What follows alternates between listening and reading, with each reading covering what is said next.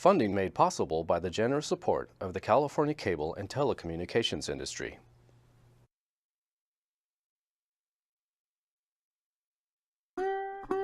He was born 73 years after the Emancipation Proclamation, the grandson of a slave raised in the segregated Jim Crow South.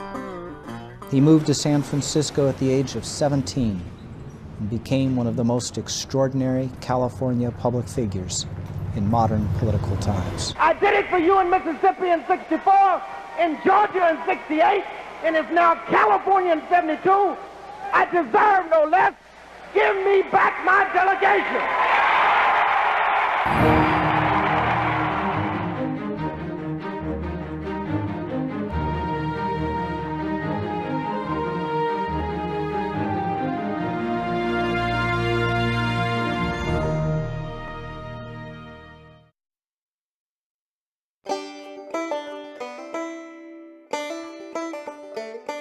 Mineola was a town of 4,500 people in which I was born, with probably about half of the people in that town were people who were black, Negroes, as we were called at that time.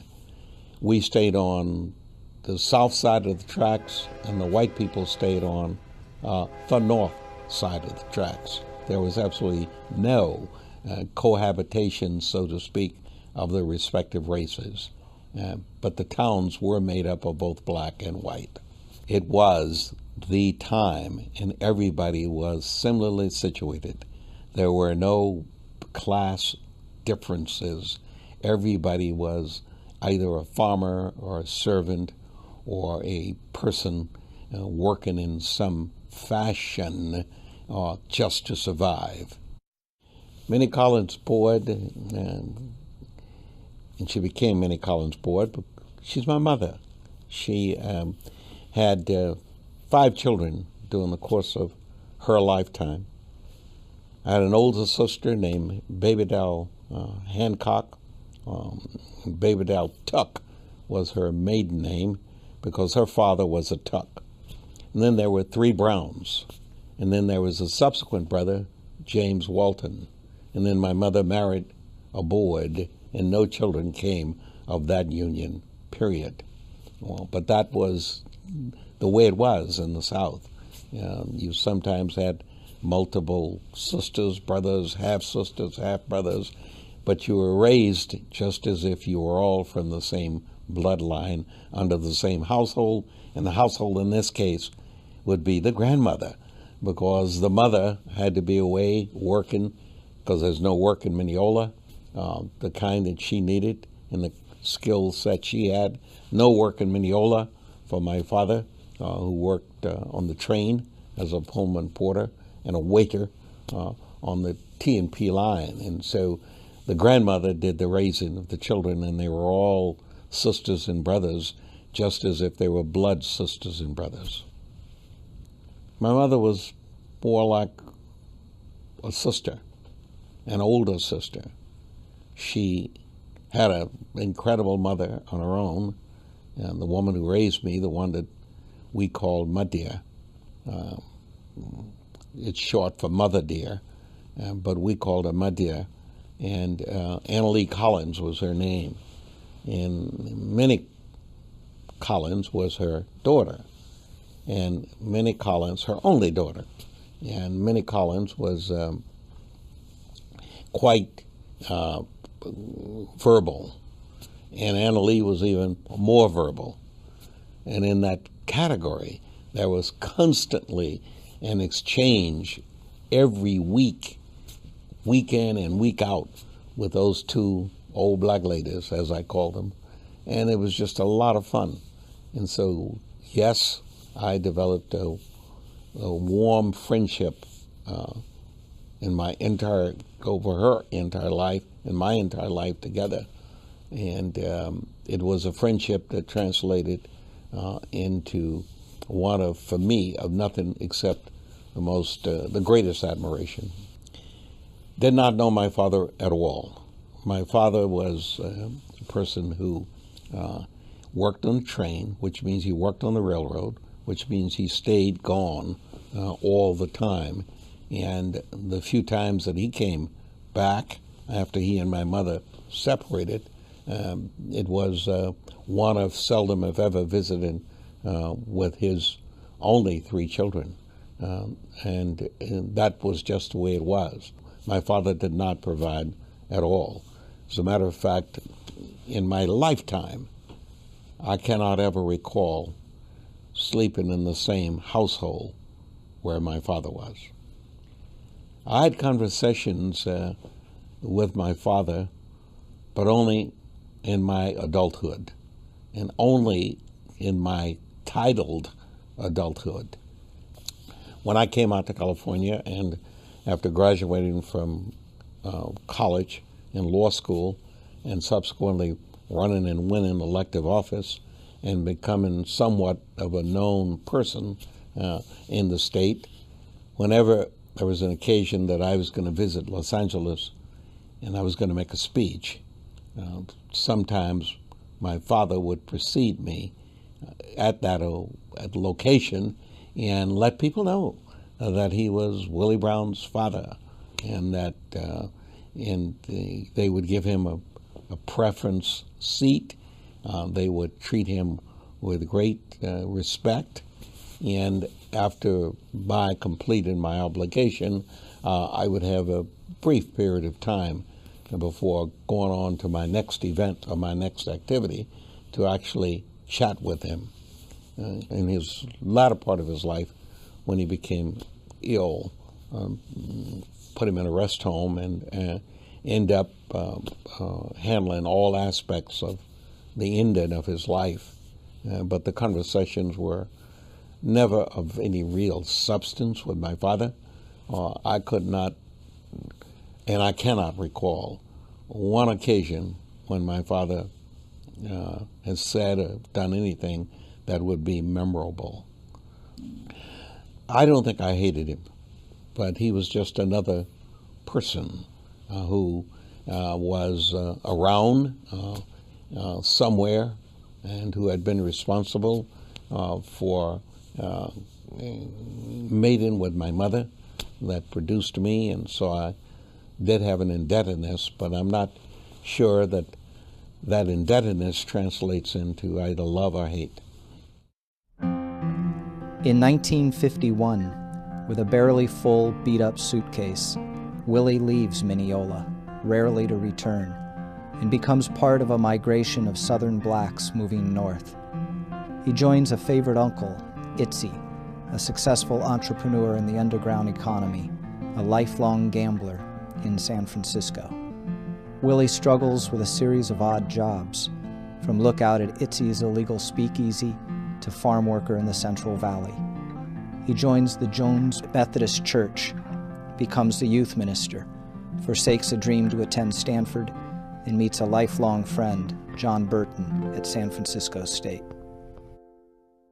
First day that I entered San Francisco State and became a member of an ROTC unit. And I became a member of the ROTC unit because it was what you did in order to avoid the draft if you didn't get the best of grades. And you never know whether or not you're going to get the best of grades. So you enter the ROTC early on. Well, I entered the ROTC early on, and you were assigned a space in the ROTC by last name. My name was Brown, his name was Burton. We were right next to each other. It was BRBU, and we were right next to each other. That's how I met a lifelong friend named John Burton, a lifelong buddy in the world of electoral politics, John Burton. The Burton relationship is extraordinarily complicated. We have always been friends, competitors, supporters, but we have never, ever been separated by anybody in terms of our support for each other and our trust in each other. And that's one of the most cherished things that I have from the world of politics. John Burton led me to his brother, Phil Burton, And that led me to a whole world of electoral politics. Phil Burton was a political genius by every stretch of the imagination. None of us, frankly, would have been anywhere near the political world of success without the genius of Phil Burton. He was a big man. He was probably 6'1" or 6'2", way overweight, did not go outside for any purpose whatsoever to do anything except catch the next car or the next train or the next airplane. He smoked as if he was a train being fired by coal. He drank as if he was part fish. He ate, and he had some of the worst manners of anybody. He was very loud and very imposing, but very convincing, because in his genius of organizing, starting with policy, proceeding to politics, and understanding diversity, and understanding demographics, he became the symbol for all of us of what you'd want to do in politics.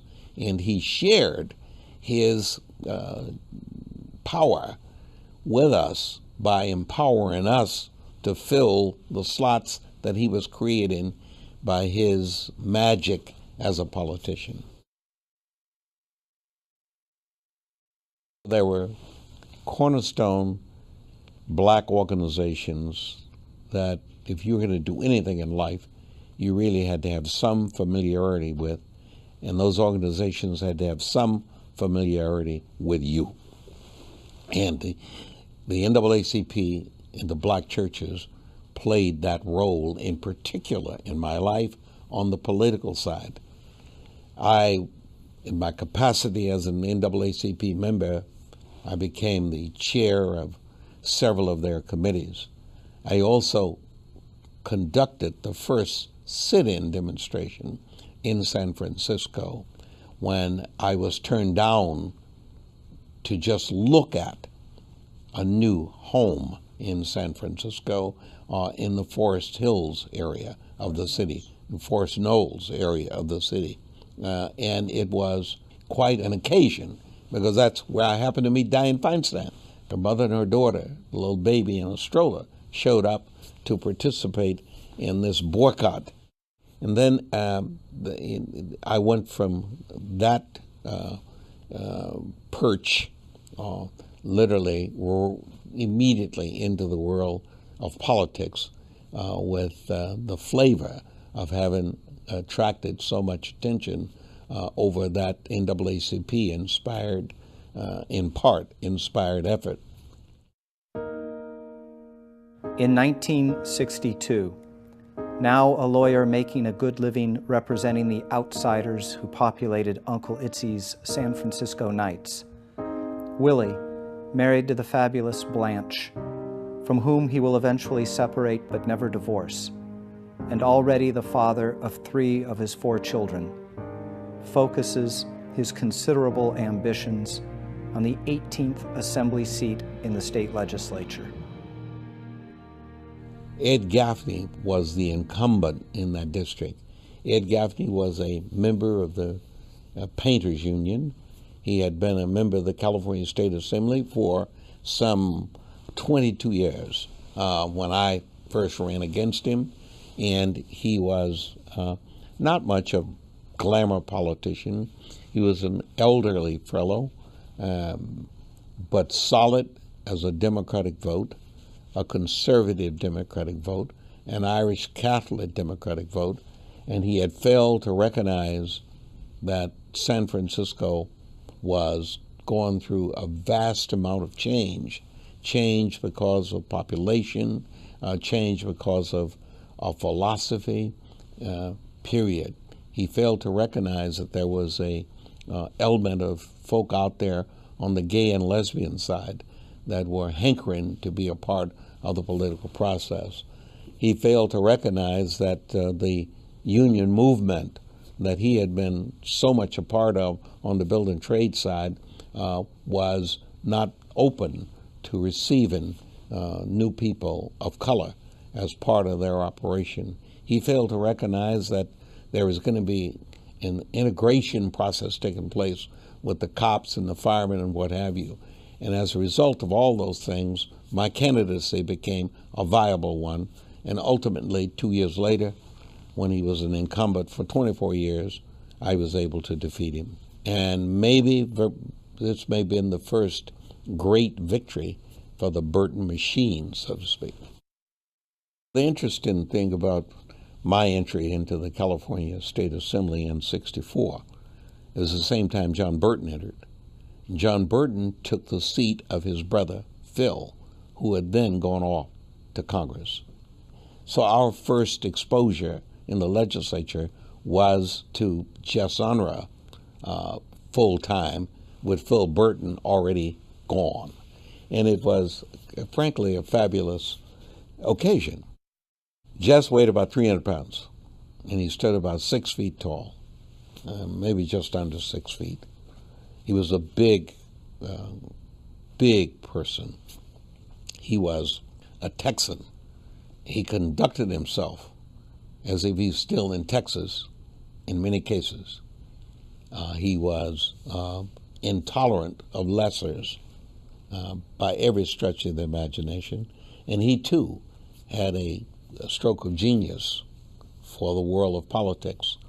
The first vote I ever cast in the California State Assembly was against Jess Unruh for Speaker. And Jess had supported, of course, Gaffney, because Gaffney was an incumbent seeking re-election, and the Speaker has to support all of the incumbents on his side, particularly if they voted for him. And so Jess adhered to that, and he supported Ed Gaffney, even though Phil Burton made it very clear that I would win the election. I didn't allow that to go unnoticed when it came time to elect the Speaker, and that's the first vote you cast after being sworn in. I voted no on Jess Unruh. John Burton quickly followed no. And then a fellow named Bill Stanton joined us, and we didn't even know who Bill Stanton was. He was a PhD in economics from down at San Jose. He's kind of a wild guy, very liberal, and what have you. And he had been at war with Jess Unruh, apparently. He preceded us to the legislature, so he'd been at war with Jess Unruh, and it was comfort to him to finally find somebody else who would dare vote against the most powerful political figure in the state of California at that time, Jesse Marvin Unruh. Clearly, Jess had become the Speaker with a great challenge to the speakership. He had managed the House in a very handsome way. He had kept Republicans at bay no matter what, and he had done so with magnificent skills and with only scant interest in public policy. In 1964, there were 5 Democrats and 5 Republicans elected in that class. We were the freshmen. And in those days, you didn't have the palatial space in the Capitol that you have today. And so Jack Fenton became my roommate. We shared offices together in the Capitol because we were both punished. We were punished by Mr. Unruh. Unruh had another loss. John Marino, running for re-election down in Los Angeles County, had been beaten by Jack Fenton. I had defeated Ed Gaffney. So he put the 2 guys that had defeated 2 of his staunch supporters in the same office. That opened the door for an acquaintanceship and a friendship that lasted until Jack died.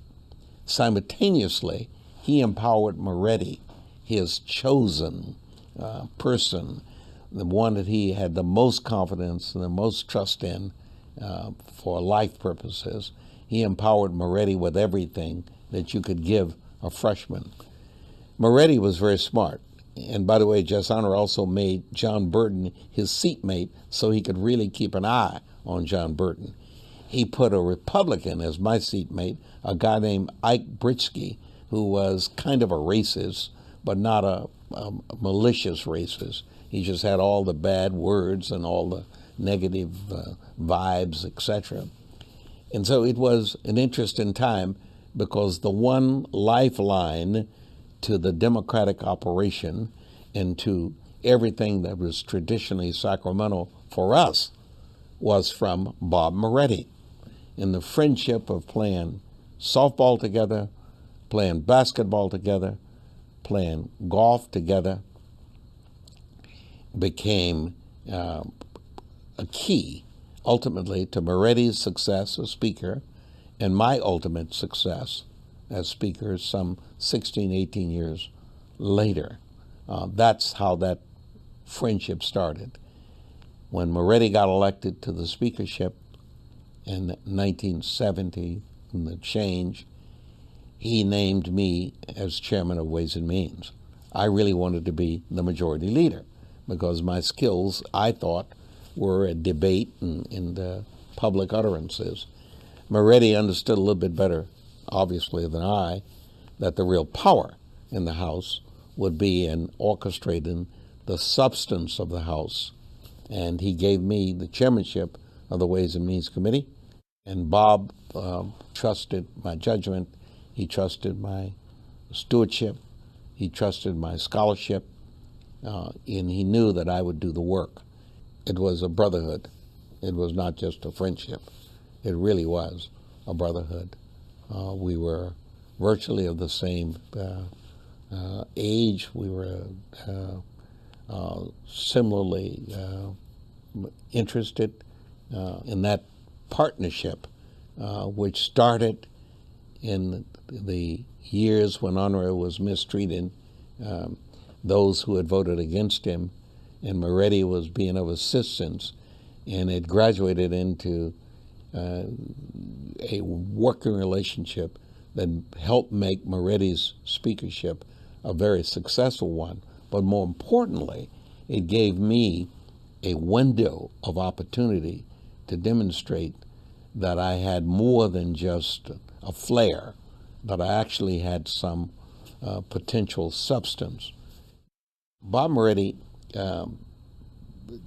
did two things that turned out not to be really good. He ran for governor, and it was an ill-fated campaign because he was running against George Moscone, Jerry Walde, Joe Alioto, and one other person from San Francisco. So it was a 5 or 6 man race. Walde said he was going to walk the state and shake the hands of every voter and get the nomination. Moscone, of course, was an impressive person in his own right. Alioto was an impressive person in his own right. The real winner in that race, though, and the oddity, was a fellow named Jerry Brown, who was the governor's son. He was a Secretary of State, and he was the favorite of most of the Los Angeles crowd. And so Bob Moretti never should have been in that race. But he did go in that race and left the House to be run by those of us who were his associates. At that time, it was assumed that I would be his successor. At that time, yes, I would have been his successor, except his campaign every month lost steam, and as it lost steam, we lost the ability to hold on to committed votes for Speaker. Moretti, when he lost in the primary, became so despondent that he announced that he was resigning as Speaker without anybody asking him to resign. And he resigned at the bottom of his influence level because it was within hours of when he had lost the nomination to Jerry Brown. We lost the speakership by 1 or 2 votes because my roommate, Leon Ralph, got promised, apparently, the job of chair of the Rules Committee by Leo McCarthy. In spite of the fact that he was an African-American, my roommate, my buddy, my travel friend, a good friend of Moretti's, a good friend of Honora's, he abandoned me and supported Leo McCarthy, and I lost the speakership. Bob Moretti, a scholarship athlete who raced with great exuberance through life, suffered a heart attack while playing tennis and died at the age of 48. Willie, grieving, finds some solace in the company of a noted chronicler and a stylish clothier. I don't know, he's just very visible. My mentor, Herb Cain, understood life better than anybody else that I've ever known, and he exposed me to the ins and outs of traditional San Francisco like no other. He literally adopted me in 1964, and that friendship evidenced itself on a weekly basis in one manner or another. And we went back and counted how many times anybody's named in his column. I was named my name appeared in his column more than any other single human being in the history of his 50 years of writing for the Chronicle.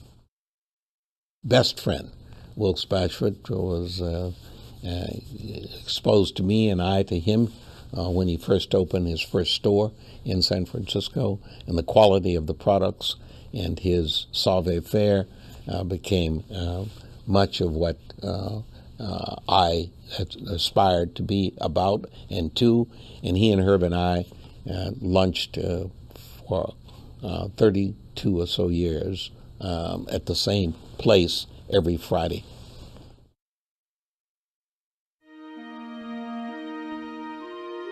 Fannie Lou Hamer, a sharecropper with a 6th grade education, rallied the civil rights movement in 1964 with her effort to seat 2 black delegates on the all-white Mississippi delegation to the National Democratic Convention.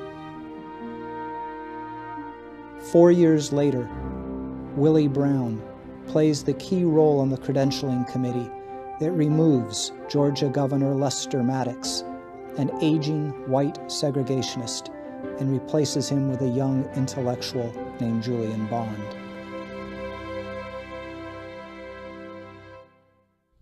One of the best jobs in those days you could get would be the Credentials Committee of the Democratic National Committee.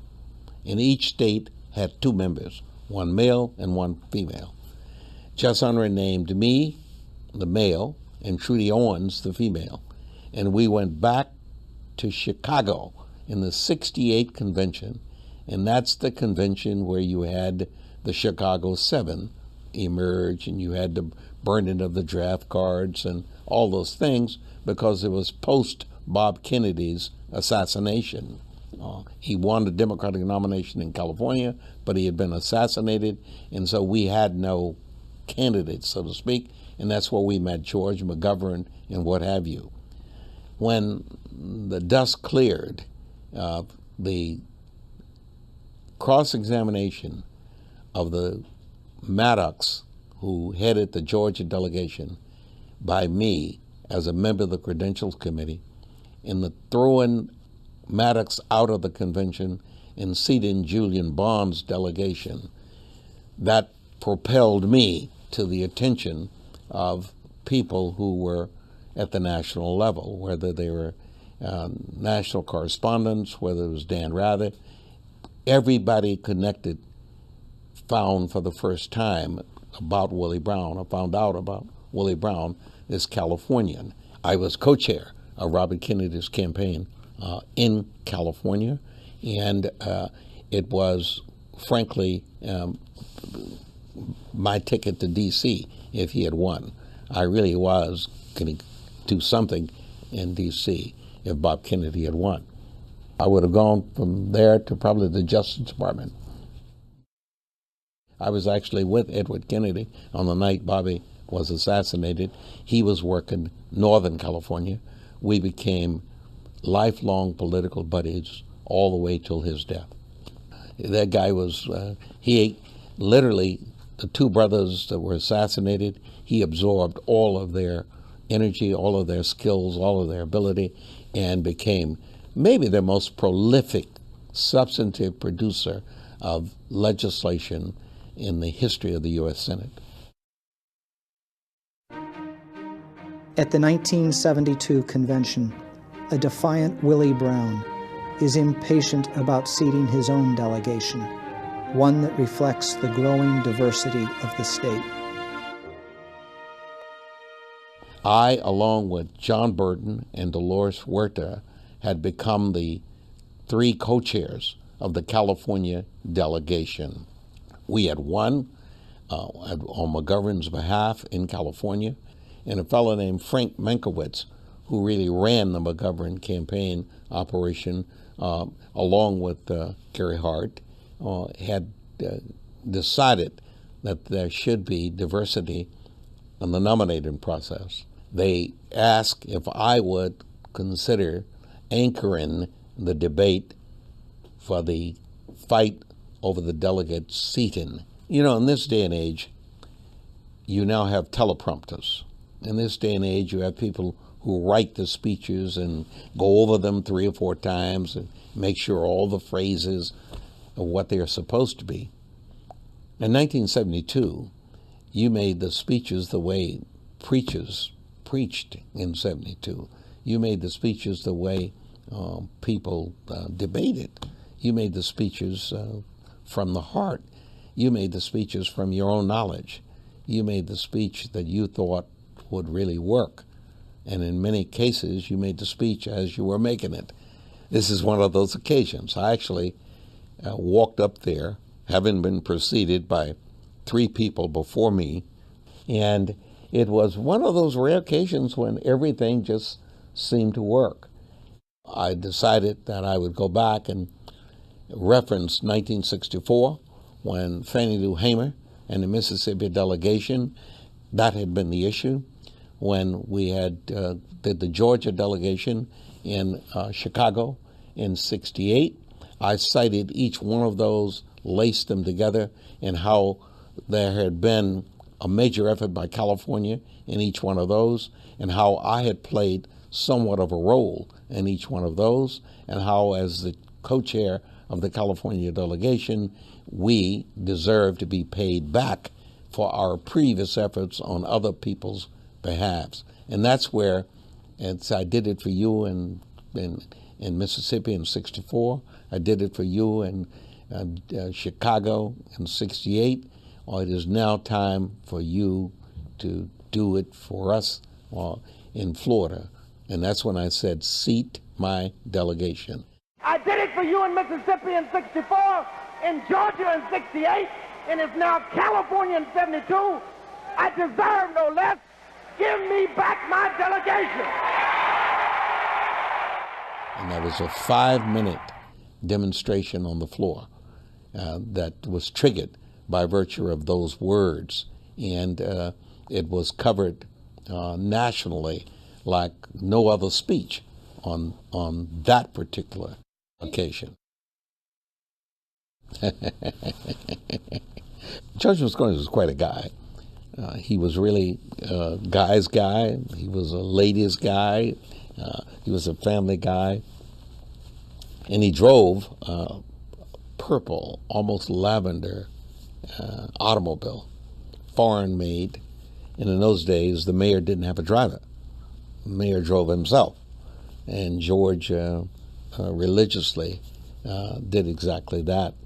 And I spent a lot of time with George, socializing, because I was, frankly, George's social buddy.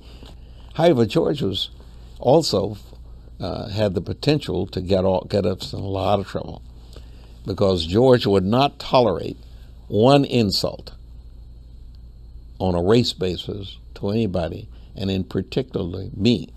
And George was big enough and powerful enough to frankly take care of himself, but he would create an opportunity for me to get my rear end tanked because he would start objecting to something somebody said, whether it was you people, boy, or anything of that nature. What I remember most, and the pleasant way about George, however, was how George included me in the Italian world. George had a relationship with the Italian restaurants and the Italian chefs in the city.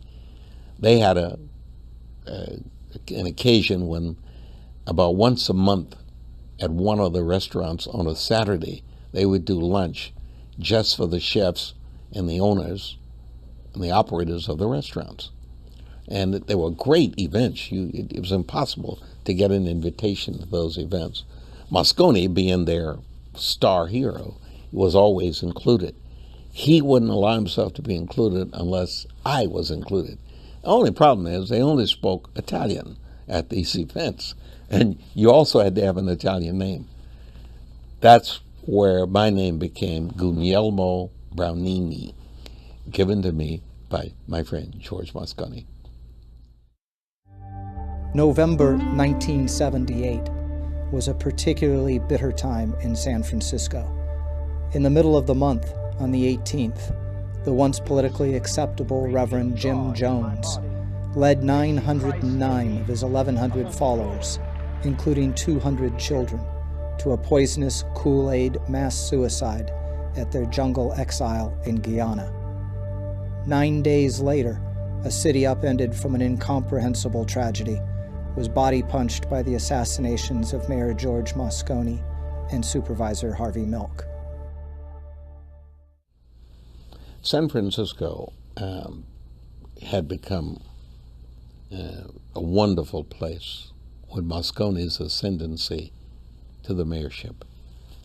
It had not been without a real contest because the conservative wing of the San Francisco Democratic Party did everything they could to keep Moscone from being elevated to the mayorship. We won the mayorship, and we won it with a group of new people participating in the world of politics. Jim Jones and his church movement, a whole new set of people who were graduates of the old anti-war movement, and they were part of the world. Moscone had extended, so it was a wonderful time period. I was still in the legislature. I was still on the backbench, having lost the speakership. Leo McCarthy was still the speaker, and I was practicing law and trying cases. I was there trying a case on the day that Moscone was assassinated. I represented a federal regional head of one of the agencies in a drunk driving case. The jury went out, and I, as usual, go down and have coffee with George Moscone. I went down to George's private back room and had coffee, was having coffee with him, and he was telling me the story of Dan White's resignation. There had been some turmoil on the Board of Supervisors, and they'd gone to these district elections, and oddballs had gotten elected, and Dan White, a former cop, fireman, had been one of the oddballs, and they didn't pay any salaries of any to live off of, and he had become exasperated with his wife and his children and not being able to support them, and the little business of selling a stuffed potato, a baked potato, at Pier 39 was not producing enough, and so he decided he would quit, and he resigned. And somebody came in and said, you are required to go back upstairs. They're ready for you in the jury.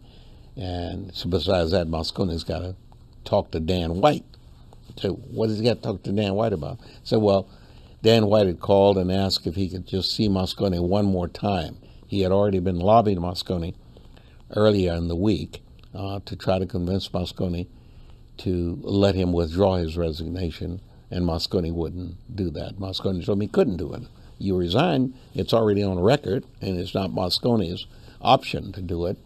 But Dan White wanted to talk to him one more time, and Moscone, being the kind of generous person that he was, said, okay, you can talk to me. And sure enough, Dan White was waiting.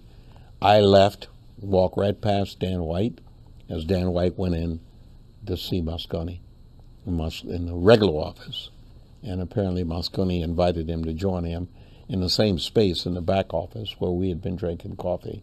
And when Moscone turned his back on him, he shot Moscone a couple of times. And I was notified within a few minutes of the shooting by Rudy Nalkenberg.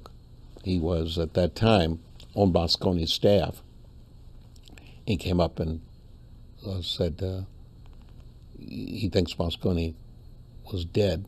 He knows Dan White shot him a couple of times. So, well, where's Dan White now? Well, no, he disappeared.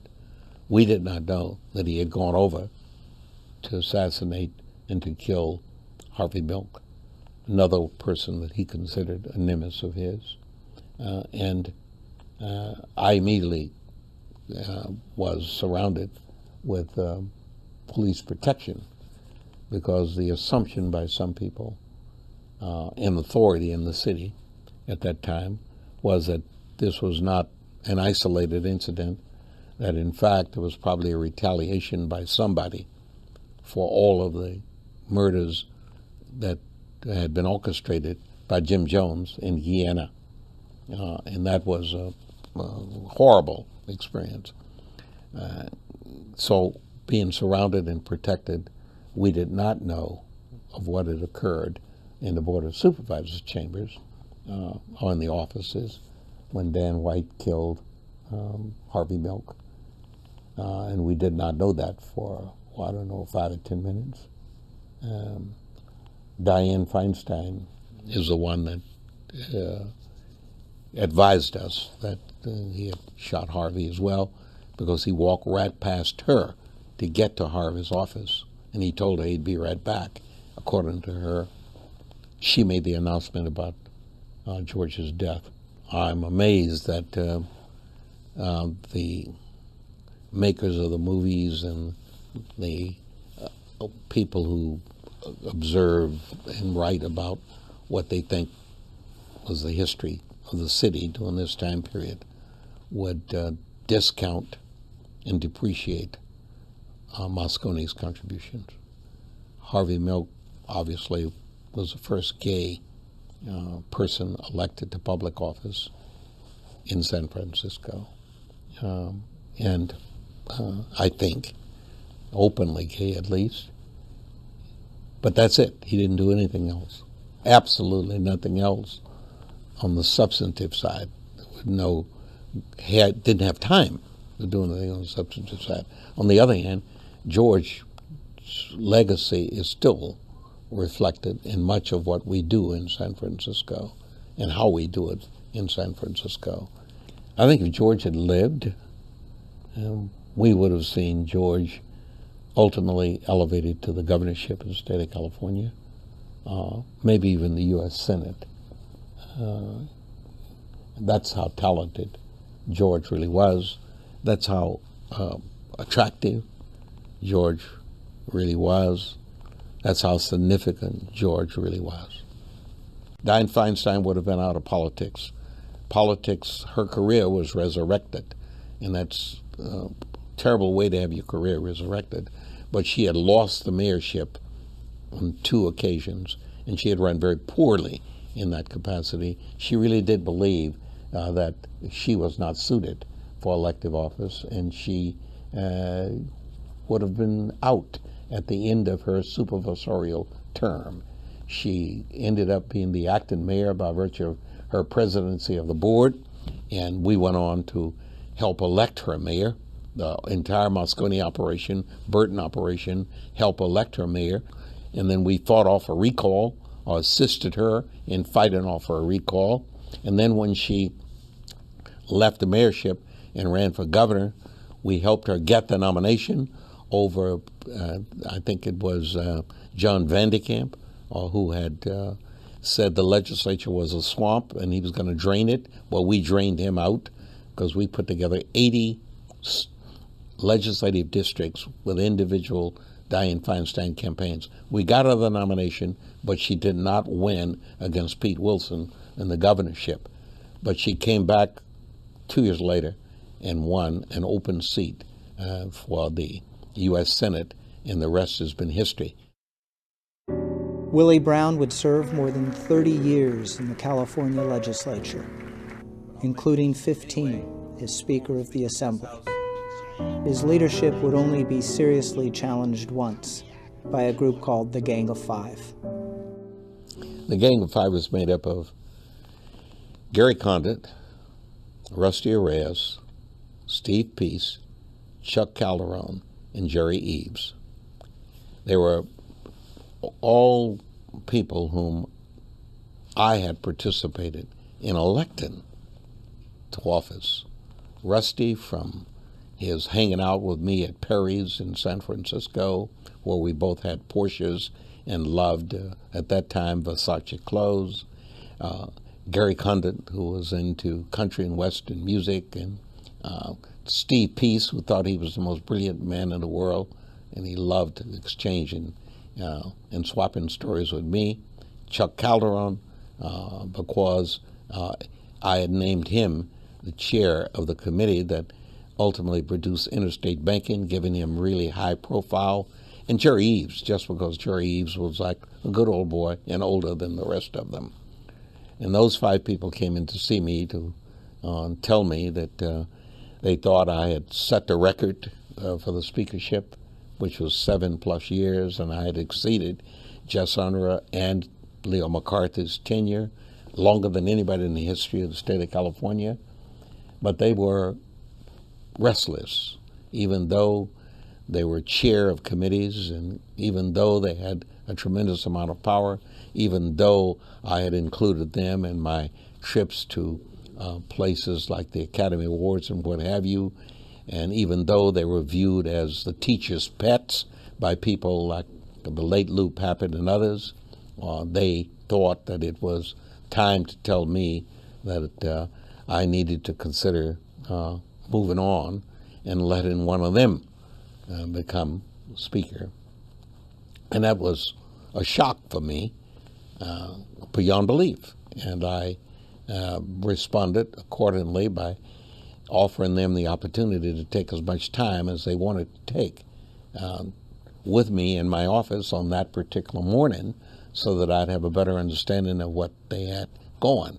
I had Tammy canceled my appointments, or hold my appointments, and I called Lou Pappas and urged him that he should take no more than an hour, but he should evict some inappropriate persons occupying offices, and I gave him the 5 names. And he had been waiting for an opportunity to do something. And where do I put him? I said, in the hallway if necessary, I don't care. I also notified that their staff would be terminated and their positions would be terminated. That obviously would take a little bit of time. And that little bit of time was an hour in my office where I listened closely and talked to them, and we laughed and chatted and what have you. And we didn't end the conversation. We postponed a continuation of the conversation till dinner that evening, because we had planned to do just that, and sent them on their way. And as they exited, going on their way, the first thing that hit them were members of the working press. And they had been known as being my pets. They had been known as being my favorites, but yet the press became aware that they were being evicted and that their chairmanships had been terminated. And they had no way of knowing, because they were sitting there and talking to me, and it was a shock to them. And I, of course, evidenced no knowledge, and it was one funny scene for them, having to explain to the world what had happened to them. And then for the next several weeks, of course, there was lots of back and forth. But we held the membership together.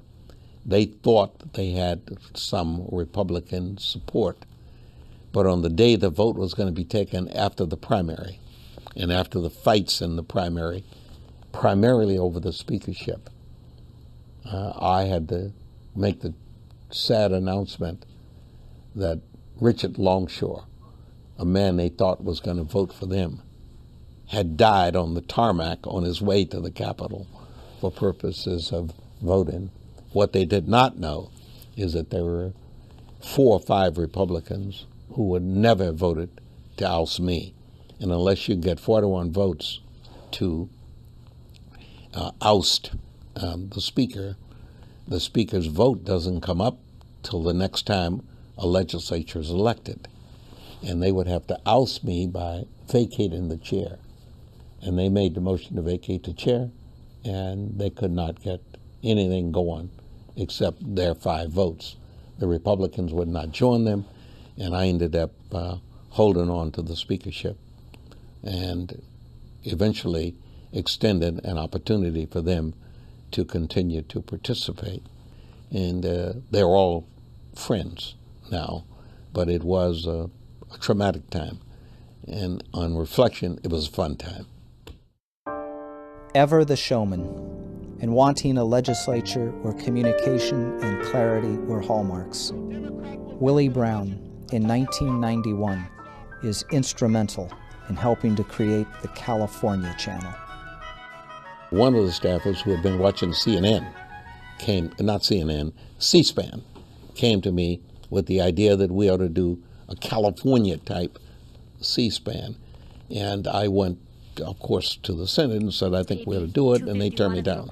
Well, we decided to do it, and we used our own resources in our house to do that. And that's about the same time. We also went into the business of computers and the use of computers. And but I'm really proud of the fact that my efforts prompted in some fashion what we now have to be television that the whole public can see of the legislature, both houses of the legislature, committees of the legislature, and other significant things occurring in government. And that's a good thing because it has elevated the respect for the institution by virtue of the fact that you get a chance to watch it. In 1995, Willie is forced from the legislature by term limits. Term limits has ruined the California landscape. It does not, and it should not surprise anybody, that the quality of the end product of every legislative session is marred and substantially influenced by the limit on the ability of people to develop the skills, the knowledge, and the institutional memory, and the relationships that are almost as important as the substance of each issue. Term limits has robbed us of all of that. Term limits be damned. The kid from Mineola, whose earliest dream was to play quarterback, ultimately brought into his circle the best and the brightest. His autobiography details his years as speaker and mayor of the city and state he adopted as his own. From a small house on a segregated side of the track, he would become a friend and foil to a generation of governors. Good friend, charming man, first person to ever invite me actually to the White House was Ronald Reagan, and he was my train buddy, and he honored that friendship by accepting the invitation when he finished the presidency. First time he visited the Capitol was at my invitation. Pete Wilson endorsed me for mayor, assisted my becoming mayor, and worked extremely well in the Big Five. And we literally started the Big Five in the Duke Majan administration, but we perfected it with Pete Wilson.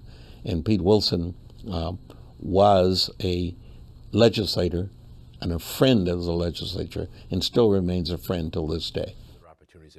Gray Davis was a member of my house when I served as Speaker, and a good friend, and I'm frankly sorry that he could not finish his final term because Gray Davis was a talented public servant. He went through every one of the chairs, starting with his candidacy for the job that he could not win initially, and he finally did win it. And that says to me he had more fortitude than most.